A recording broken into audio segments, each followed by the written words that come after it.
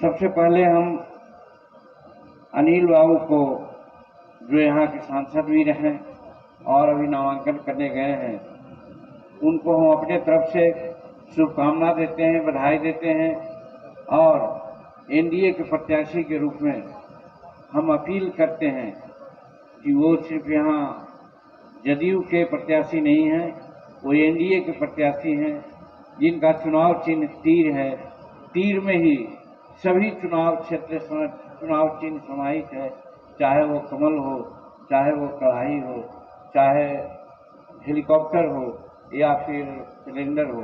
कहने का गरज कि कोई इस भ्रम में नहीं पड़े कि तीर है, हम कमल खोज रहे हैं, कहाँ है, कड़ाही कहाँ है, ये नहीं खोजना है।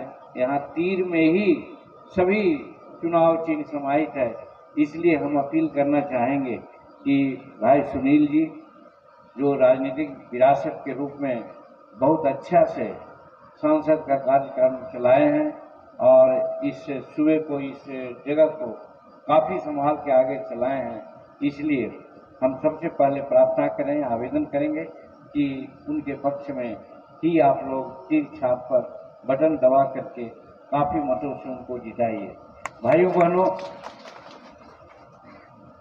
हम ये भी भूलना नहीं चाहें कि आज ये देश में हम लोगों के सौभाग्य से नरेंद्र भाई मोदी जी ऐसे भारत के प्रधानमंत्री हैं जो न सिर्फ हमारा भारत में बल्कि विदेश और देश विदेश में भी सब जगह हम लोगों का परचम लहरा रहे हैं।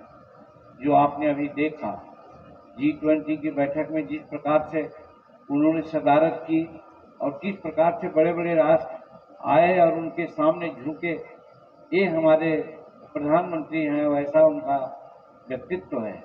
इसलिए हम कह सकते हैं कि हम सौभाग्यशाली हैं नरेंद्र भाई मोदी जी ऐसे व्यक्ति के धनी आदमी को प्राप्त करके। भाइयों, अभी अभी बहुत लंबी बात हमारे विजय बाबू ने की और उसमें भी समाहित किया इस बात को कि आज हिंदुस्तान किस रूप में आगे बढ़ रहा है।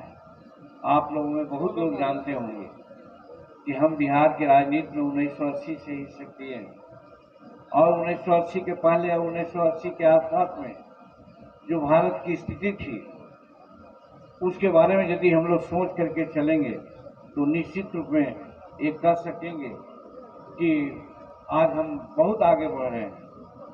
भारत की आर्थिक व्यवस्था जहाँ 11वां 12वां 13वां में भी शुमार नहीं था, आज संसार में 5वां पायदान पर हम आ चुके हैं। और उतना ही नहीं, नरेंद्र भाई मोदी जी की गारंटी है कि हम लोग निश्चित रूप में तीसरा पायदान पर 2027 से पहले आ जाएंगे। ये भारत के लिए सौभाग्य की बात है। लोग नौकरी की बात करता है, नियोजन की बात करता है। यदि हमारी आर्थिक स्थिति ठीक हो जाएगी, हम संसार का तीसरा अर्थव्यवस्था हो जाएंगे या 2047 तक हम संसार का सबसे उन्नत राष्ट्र हो जाएंगे, तो फिर हमारे नौजवान और नवयुवतियों के सामने नियोजन और नौकरी का प्रश्न कहाँ उठता है। सब धन धान से पूर्ण होंगे और सब अपने तरह से ठीक होंगे। ये नरेंद्र भाई मोदी जी की गारंटी है और ये नरेंद्र मोदी जी सोचते हैं।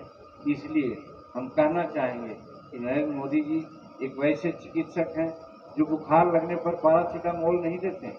वो बुखार लगने पर देखते हैं कि बुखार का क्या कारण है और उसके आलोक में दवा देते हैं तो बुखार जड़ से समाप्त हो जाता है।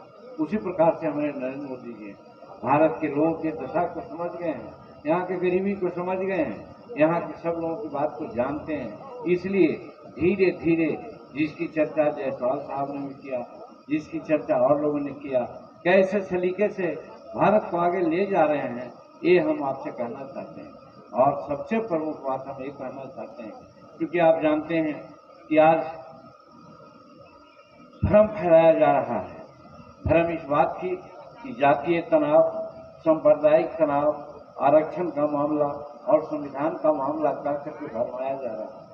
हमारे प्रधानमंत्री जी, हमारे गृह मंत्री जी बार बार इस बात की चर्चा कर रहे हैं कि जब तक भाजपा की सरकार है, जब तक एनडीए की सरकार है, संविधान में किसी भी प्रकार का कोई छेड़छाड़ नहीं कर सकता। और हमारे अम्बेडकर साहब का बनाया हुआ संविधान कोई मामूली नहीं है जिसको कि लोग जब चाहे छेड़छाड़ कर दे। उदाहरण देते हैं, आप जानते हैं, पढ़े होंगे आप लोग, प्रबुद्ध हैं कि हमारे अमित शाह जी कहा करते हैं, आज लोग कहता है कि 400 पार की बात कर रहे हैं, हम संविधान संशोधन करके हम संविधान चेंज कर देंगे, हम आरक्षण चेंज कर देंगे। तो अभी जो हम लोग 2019 से 2023 में हैं, उस समय भी तो जनता दल हमारे एनडीए के साथ बहुमत है, और तब तो 370 धारा हटाने का काम उन्होंने किया। तो अगर चाहते तो आरक्षण को भी हटा सकते थे। लेकिन ये बात जो वास्तविकता है, समाज के सामने नहीं कर करके, भ्रम फैला करके, झूठ मूठ लोगों को भरमा करके ये वोट लेना चाहते हैं। काम तो करना नहीं चाहते हैं, काम तो करने नहीं आता है। जो मौका मिला 15 साल, तो क्या हुआ? चरवाहा विद्यालय खोला गया था, क्या हुआ था? लाठी भंजाओ और लाठी में तेल पिलाओ की बात कही जाती थी। इस तरह की चर्चाएं चलती थी, जहां हम लोग जानते थे कि हमारा समाज कहां जा रहा था, और आज उस समाज को आगे बढ़ाने की बात करते हैं, शेड्यूल कास्ट की भी बात करते हैं। शेड्यूल कास्ट के साथ अन्याय हो रहा है। आज आते आते एक पत्रकार हमसे पूछा कि तेजस्वी प्रसाद जी कहते हैं कि शेड्यूल कास्ट के साथ अन्याय हो रहा है। हमने उनसे कहा कि जमुई के एक मीटिंग में जब उनके आदमी अभी आ रहे हैं, चिराग पासवान जी, उनके परिवार को लेकर के गालियां दी गई, उस समय तेजस्वी प्रसाद मुंह बंद क्यों रखे हुए थे? अगर हिमायती रहते शेड्यूल कास्ट का, हमारे ऐसा आदमी या हमारे जितने भी लोग यहाँ पर हैं, अगर आज भी मैं कहता हूँ कि लालू जी के खिलाफ कोई भद्दी बात बोलेगा, तेजस्वी जो राबड़ी जी के खिलाफ कोई भद्दी बात बोलेगा, तो हम समझते हैं यहाँ का कोई भी नेता बर्दाश्त नहीं करेगा। सब कोई कहेगा कि इस तरह की भाषा नहीं होनी चाहिए। तो जो हमारे शेड्यूल कास्ट के प्रति इस तरह की हीन भावना रखते हैं और वो कहते हैं कि हम शेड्यूल कास्ट के हिमायती हैं। दूसरी बात मैं कहना चाहता हूँ, आप यहाँ चंपारण के लोग हैं, चंपारण में भी भूमि सुधार की बात है, हमारे गया में भी है और सब जगहों में है।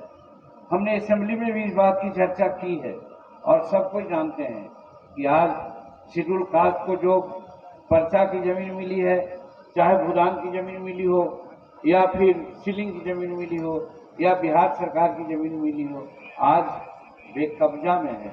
70%, 80% बेकब्जा है। कब्जा किसका है? उन्हीं के कार्यकर्ताओं का कब्जा है जो आज शेड्यूल कास्ट की बात करते हैं। तो मैं कह सकता हूँ कि वो शेड्यूल कास्ट का प्रेम नहीं रखते, आरक्षण से उनको कोई मतलब नहीं, भ्रम फैला करके समाज में वोट लेना चाहते हैं। लेकिन हम आप लोग गुजारिश करना चाहते हैं, ये सौभाग्य है कि डबल इंजन की सरकार है। एक तरफ नरेंद्र मोदी जी संसार में अपना ध्वजा फैला रहे हैं, तो दूसरे तरफ नीतीश कुमार आज बिहार में 18 वर्षों से बहुत सलीके से इसको चला रहे हैं। आज सड़क हो, बिजली हो या अन्य विकास के कार्य हो, आज बच्चियां हमारी, आज महिलाएं जो आरक्षण का लाभ लेकर के त्रिस्तरीय पंचायतों का चुनाव में आज आरक्षण का लाभ ले रही हैं, बच्चियां साइकिल से स्कूल जाती हैं, ये सारा दिन हमारे नीतीश कुमार जी का है। तो कहने का मतलब डबल इंजन की सरकार बड़ा सौभाग्य से अभी चल रही है, इसको आगे चलाने की जरूरत है। हम उत्तर प्रदेश का उदाहरण देना चाहते हैं। उत्तर प्रदेश में डबल इंजन की सरकार, तो कैसी सरकारें वहाँ थी, आवाज कैसी सरकार वहाँ हो गई है, उसी प्रकार से हम कहना चाहते हैं कि 2024 में नरेंद्र भाई मोदी जी भारत के पुनः प्रधानमंत्री होंगे और नीतीश कुमार हमारे बिहार के मुख्यमंत्री होंगे। तो डबल इंजन की सरकार में हम समझते हैं बिहार आगे बढ़ेगा, भारत आगे बढ़ेगा। इसीलिए हम कहना चाहते हैं कि नरेंद्र मोदी जी का एक कॉल कि अबरी बार 400 पार, और नीतीश कुमार का एक दृढ़ निश्चय कि हम 40 में 40 सीट, और क्यों न हो। इसके पहले 2019 में 39 सीट आई थी, 39 सीट आई थी। उस समय आप जानते हैं कि न तो रालोसपा थी और न तो हिंदुस्तानी अवाम मोर्चा सेकुलर एनडीए के साथ थी, तब 39 सीट आई थी। आज तो हम लोग दोनों साथ हैं, तो फिर 40 सीट आने में क्या दिक्कत है? 40 का 40 सीट आएगा ही, मैं ये कहना चाहता हूँ।